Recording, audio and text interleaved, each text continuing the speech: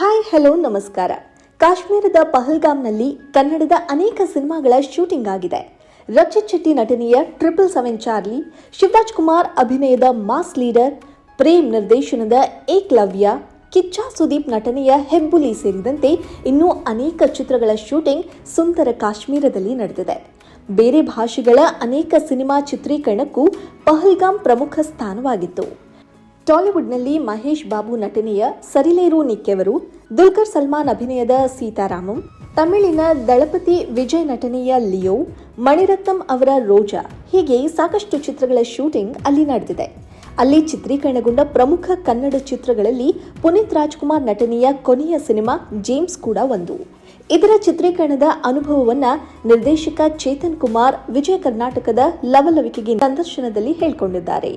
ಕೊರೆಯುವ ಚಳಿ ಇದ್ದ ಸಮಯದಲ್ಲಿ ಪಹಲ್ಗಾಮ್ಗೆ ಚಿತ್ರೀಕರಣಕ್ಕೆ ಹೋದ ಬಗ್ಗೆ ಚೇತನ್ ಕುಮಾರ್ ಅಲ್ಲಿ ಜೇಮ್ಸ್ ಸಿನಿಮಾದ ಫೈಟ್ ಹಾಗೂ ಸಲಾಂ ಸೋಲ್ಜರ್ ಹಾಡಿನ ಚಿತ್ರೀಕರಣ ನಡೆದಿದೆ. ಅಲ್ಲಿ ಆಗ ಬೆಳಗಿನ ಜಾವ 5 ಅಥವಾ 6 ಡಿಗ್ರಿ ಸೆಲ್ಸಿಯಸ್ನಷ್ಟು ಚಳಿ ಇರ್ತಿತ್ತು. ಭೀಮಯ್ಯ ಎಂಬ ಕೊಡಗು ಮೂಲದ ಸೇನಾ ಮುಖ್ಯಸ್ಥರ ಬಳಿ ಮಾಹಿತಿ ಪಡೆದು ಅಲ್ಲಿನ ವಾತಾವರಣ ಹೇಗಿದೆ ಅಂತ ತಿಳಿದುಕೊಂಡು ಹೋಗಿದ್ವಿ.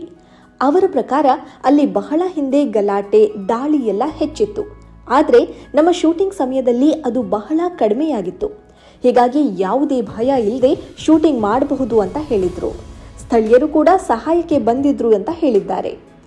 ಪಹಲ್ಗಾಮ್ ಅಂದ್ರೆ ಪೆಹ್ಲಾ ಗಾಂವ್, ಅರ್ಥಾತ್ ಮೊದಲ ಹಳ್ಳಿ ಎಂದಿರುವ ನಿರ್ದೇಶಕ ಚೇತನ್ ಕುಮಾರ್, ಈ ಜಾಗಕ್ಕೆ ಇತಿಹಾಸ ಇದೆ.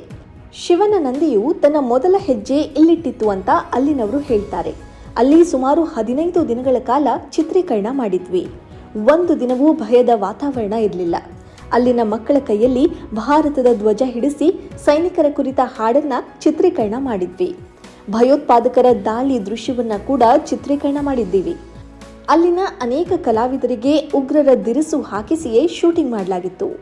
ಈಗ ಅದನ್ನೆಲ್ಲ ನೆನೆಸ್ಕೊಂಡ್ರೆ ಗಾಬರಿಯಾಗುತ್ತೆ ಎಂದಿದ್ದಾರೆ. ಸೇನಾ ಮುಖ್ಯಸ್ಥರೊಬ್ಬರು ಹೇಳಿದಂತೆ ಪಹಲ್ಗಾಮ್ನಲ್ಲಿರುವ ಅನೇಕರ ಮನಸ್ಸಿನಲ್ಲಿ ತಮಗೆ ಸ್ವಾತಂತ್ರ್ಯ ಬೇಕು, ಹೋರಾಟ ಮಾಡಬೇಕು ಅನ್ನೋ ಭಾವನೆ ಇದೆ. ಆದರೆ ಅವರು ಪ್ರವಾಸಿಗರ ವಿರುದ್ಧ ಯಾವತ್ತೂ ಗಲಾಟೆ ಮಾಡೋದಿಲ್ಲ. ಅದೇನಿದ್ರೂ ಸೈನಿಕರ ವಿರುದ್ಧ ಇರುತ್ತೆ. ಪ್ರವಾಸವೇ ಅವರಿಗೆ ಮುಖ್ಯ ಆದಾಯವಾಗಿರೋದ್ರಿಂದ ಪ್ರವಾಸಿಗರಿಗೆ ಅವರು ತೊಂದರೆ ಕೊಡೋದಿಲ್ಲ ಎಂದಿದ್ರು. ಈಗ ಅಲ್ಲಿ ನಡೆದ ಉಗ್ರರ ದಾಳಿ ಮನಸ್ಸನ್ನ ಘಾಸಿಗೊಳಿಸಿದೆ ಅಂತ ಚೇತನ್ ಕುಮಾರ್ ಹೇಳ್ಕೊಂಡಿದ್ದಾರೆ.